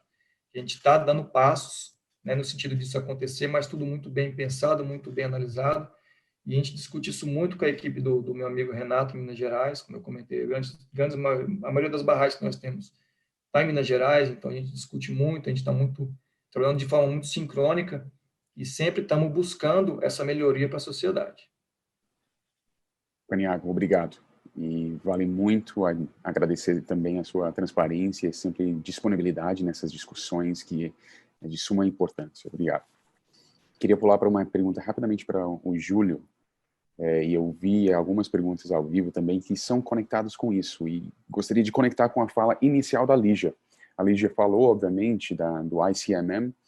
Eu acho que é um grupo de aproximadamente 26 empresas, mas que, obviamente, as maiores empresas, que representam 1/3 da operação mundial de mineração, mas e daí a ida para ainda mais, para as mineradoras menores. E a pergunta aqui seria, como que você vê, Júlio, a adoção do padrão para mineradoras de pequeno e médio porte, tendo em vista o prazo e custos para estar em consonância aos critérios propostos pelo documento? Obrigado, Lucas, né? Eu acho que o mais importante nisso é a frase que a gente colocou no início, onde nós colocamos que boa parte do padrão ele já está incluído na legislação. E a legislação se aplica às pequenas, médias e grandes empresas. Então, todas deverão seguir a legislação, é uma obrigação, né? Então, eu vejo que esse padrão, né, para se ter uma barragem, ela tem que ser segura. Então, custo não deve ser a questão de origem, e a questão de origem é a segurança da estrutura, né? Uma pequena empresa certamente terá uma pequena barragem, não seria uma barragem muito grande. Com isso, você teria um custo menor, né? Então, eu acho que isso aí, eu acho que a lei e os padrões, e aí é onde a gente pretende, né, nós estamos trabalhando já nesse sentido de incentivar muito a autorregulação, né, trazer todas as empresas para isso. Eu acho que isso se aplica, sim, a todas as empresas e é possível seguir os padrões. Claro que de formato diferente, uma grande barragem vai ter um número maior de instrumentos, vai exigir um capital muito maior, vai exigir um geotécnico próprio, essas coisas todas, né? Ou uma equipe de geotécnicos própria. Uma pequena empresa provavelmente vai trabalhar com uma consultoria. Então, são coisas diferentes que vão ser trabalhadas de forma diferente, mas que o grande objetivo tem que ser a segurança da estrutura, né? O custo não pode ser o ponto de decisão, ele não pode ser a variável que dará a decisão. Essa tem que ser sempre a segurança da estrutura. Obrigado, Júlio. Eu estou de olho na hora aqui, eu vou estar ficando pulando, eu estou recebendo muitas perguntas aqui, mas eu gostaria de mudar para inglês rapidamente, porque tem algumas perguntas conectadas com umas perguntas para o David. David, switching back into English very quickly. So you're working on the standards implementation across many different countries, many continents, and each country's mining sector has its own peculiarities, let's say. What are the biggest opportunities and what are the biggest risks for the implementation of the standard in Brazil?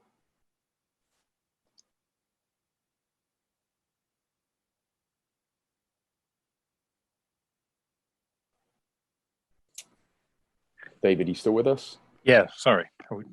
I missed that was directed to me. I think the biggest opportunity is for Brazil to be a leader, to develop, Brazil's obviously had, there have been a number of tailings failures around the world. Brazil has obviously had the most traumatic failures, and that leaves an imprint on society. And I think that there's a chance here for Brazil to develop and to be experienced in the best tailings management systems in the world, right? To really get it developed. There's technology involved, for sure, but perhaps more important is the mindset, and that is, to get a really solid management system in place to identify the risks, identify the mitigations, verify and improve.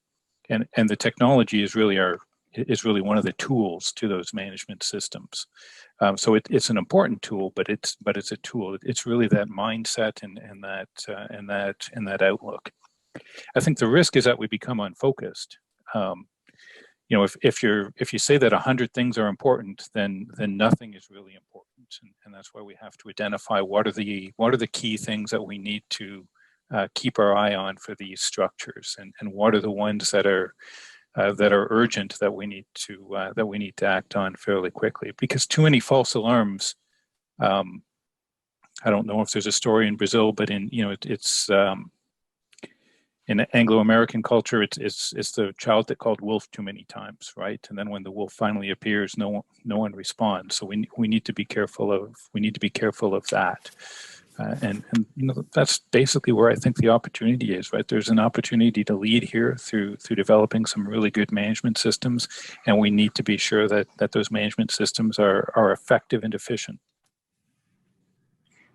Thank you, David. And a quick follow-up question that we received from a representative of São Paulo University, USP, and very direct to you. Is the data reaching the decision makers in your experience? I think the GISTM will really solve a lot of that, and I think that comes back. I didn't talk much about the accountable executive. You picked up on it, Lucas, but I think that's really one of the important things. And as we get into the deviance accountability report requirement, which is that we keep track of all the deviances from the design concept or from the way it's supposed to be operated, and we update the risk, and that goes back to the accountable executive, and the accountable executive, if I remember correctly, has a report back to the C-suite or the board on these things. I think that's how we make sure that these problems get elevated beyond kind of the local staff that are trying to meet their quarterly numbers and go up.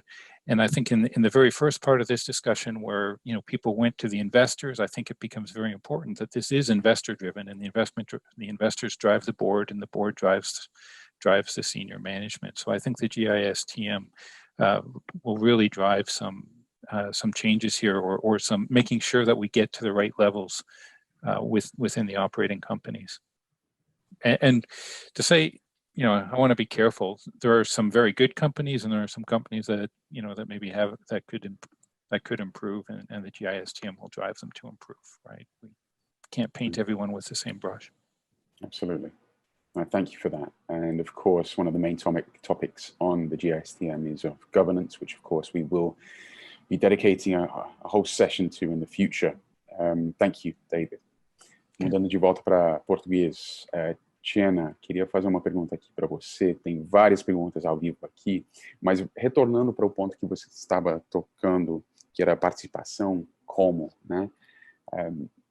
Uma pergunta aqui: a abertura para uma comunicação direta entre a sociedade e a empresa, prevista em especial no tópico referente às comunidades afetadas do padrão, é uma grande oportunidade de engajamento entre os dois núcleos, podendo até mesmo desmistificar a operação e esclarecer dúvidas, incluindo indiretamente a sociedade no processo operacional. Em sua opinião, qual seria a melhor e mais acessível mecanismo de comunicação? Você acredita que esta prática pode desencadear uma melhor relação entre as comunidades afetadas e o operador? E, finalmente, desculpa, ou ainda faltam medidas mais efetivas? Bom, agradeço a pergunta. Eu acho que é difícil a gente definir assim, um modelo padrão no Brasil diante dessa diversidade que a gente tem dos atores sociais, né? Como eu falava, comunidades quilombolas, indígenas, urbanas, têm diferentes formas de comunicação em relação. Então, cada caso a gente vai ter que pensar determinados modelos, né? Então, é difícil estruturar. Eu acho que a gente tem experiências de boas práticas em que a gente pode trabalhar em cima, né? Por exemplo, algumas comunidades indígenas e tradicionais, até quilombolas, têm feito os protocolos comunitários de consulta, nos quais eles estabelecem diretrizes sobre as quais eles querem construir esse diálogo, que é uma iniciativa, inclusive, saudada pela própria OIT. Eu acho que as comunidades que já têm isso, e são várias, né? Esse pode ser um mecanismo. Acho que em Minas Gerais, as próprias instituições públicas, né, o Ministério Público de Minas, o Ministério Público Federal, também desenvolveram essa ideia das assessorias técnicas, que facilitam esse diálogo através de uma participação informada, né? Muitas comunidades têm seus próprios mecanismos associativos e organizativos também, né? Sejam associações, representações, né? Que também favorecem esse diálogo, assim. Eu acho sempre muito importante o envolvimento das instituições públicas nesse processo, né, com atores do Estado, que eu acho que todos os atores ali sentados, né, conseguem construir um pouco essa mediação. E quanto mais as comunidades se apropriam, né, do próprio operacional da barragem, né, porque surgem várias lendas, né, a barragem vai romper, não vai romper, e aí isso é falta de informação, na verdade, né, falta de clareza sobre os dados e o texto, né. Então, quanto mais elas se apropriam, então, do diálogo, inclusive é mais fácil para a gente pensar, por exemplo, um processo de descomissionamento. A gente quer que descomissione agora, né? Como o Luiz falava, não dá, isso gera risco social e risco ambiental. Se as comunidades estiverem envolvidas nesse processo, elas são capazes de entender quais são os problemas, né? Que não podem ser imediatamente e são capazes de construir e se engajar melhor nesse processo, né? Acho que essa é a ideia, né? Quando a gente compartilha essas decisões, fica muito mais fácil de agir. Eu acho que esse é um pouco o modelo que a gente tem que adotar, né? Esse envolvimento é fundamental para a efetividade da solução dos casos, né?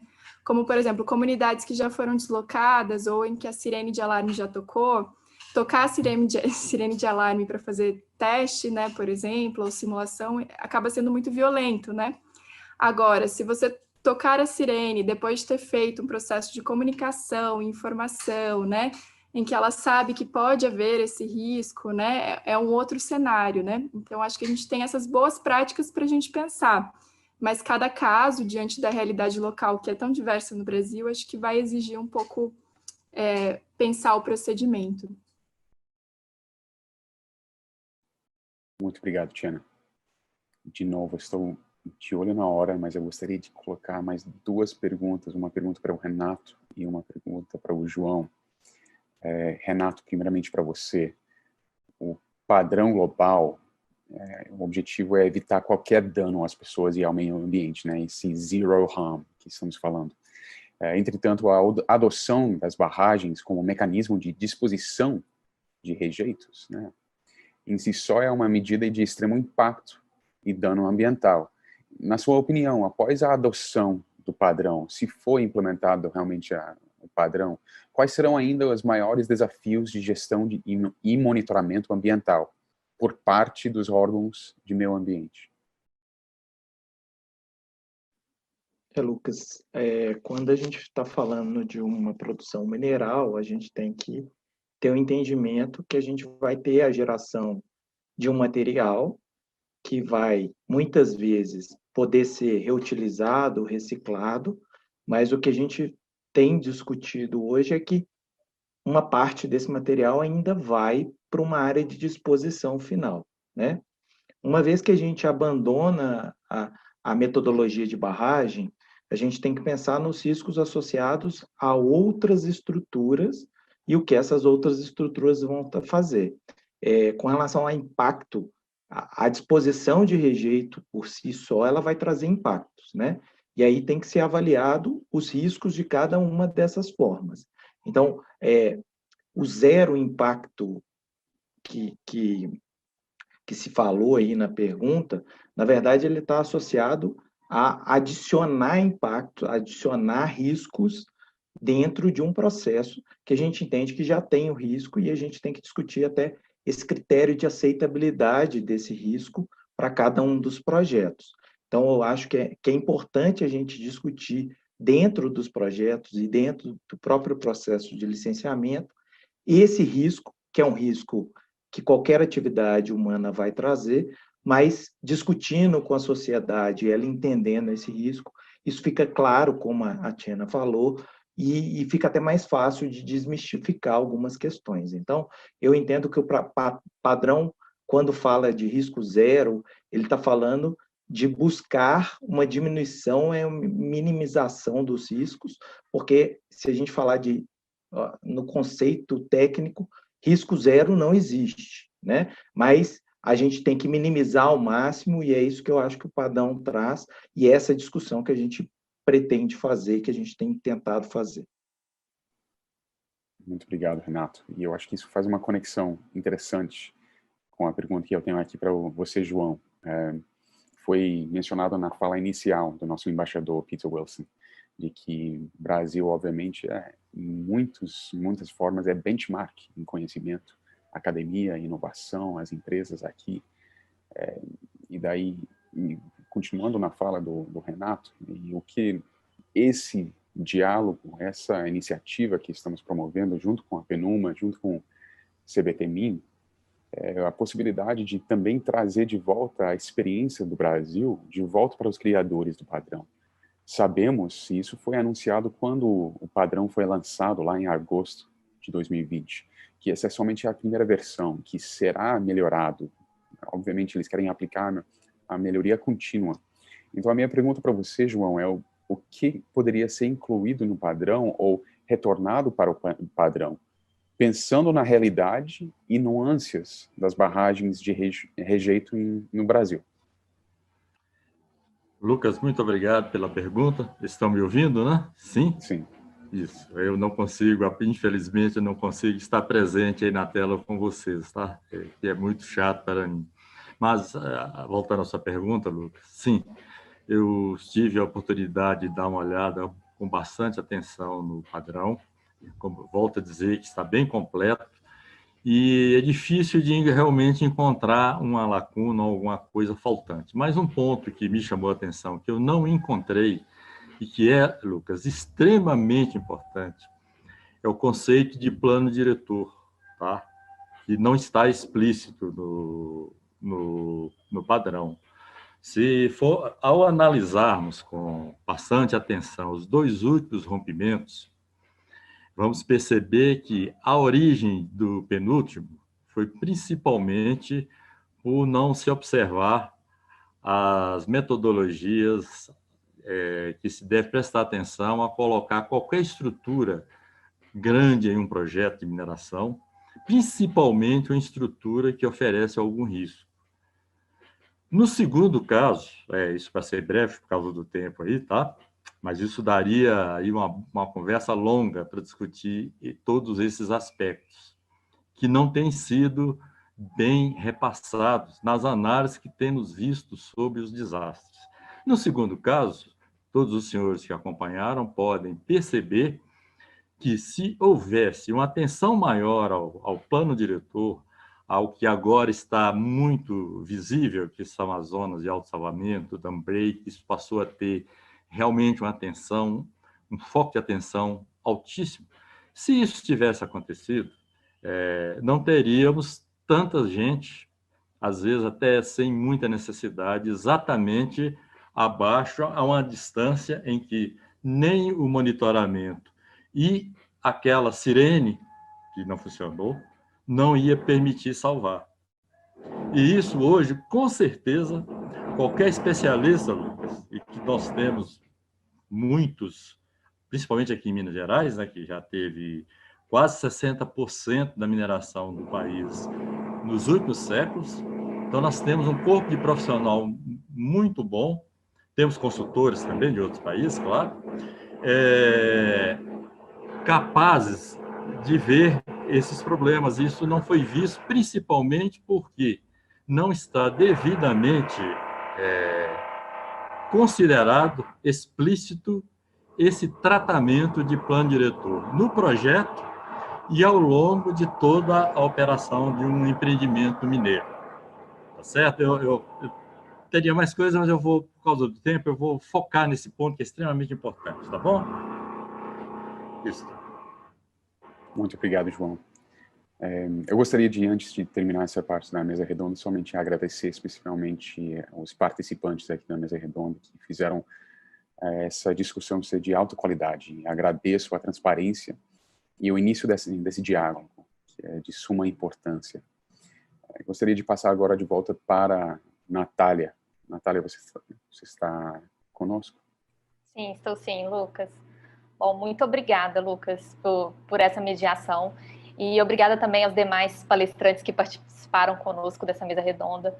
Como o Lucas bem disse, a mesa foi muito frutífera, tivemos diversas perguntas no chat, e que elas são as perguntas que não foram respondidas durante a mesa redonda, serão direcionadas aos palestrantes e também vão servir de base para os próximos eventos que nós estamos programando dentro dessa questão do padrão, para divulgar o padrão aqui no Brasil e conversar, entendendo a realidade brasileira. Então, nesse sentido, eu gostaria de convidá-los também para participar no próximo webinar, que acontecerá no dia 30 de junho. Nós estamos definindo o tema, mas possivelmente será sobre a parte que foi comentado, inclusive por agora, dessa questão da zona nossa, me fugiu a palavra, gente. Autossalvamento. Exatamente, zona de autossalvamento. Muito obrigada. De inundação. A mancha de inundação também. Sim, exatamente. Então, possivelmente será sobre esse tema no dia 30 de junho, agora de 2021. E para acessar mais informações, em breve serão divulgadas no link oficial do nosso evento, que será divulgado aqui no chat.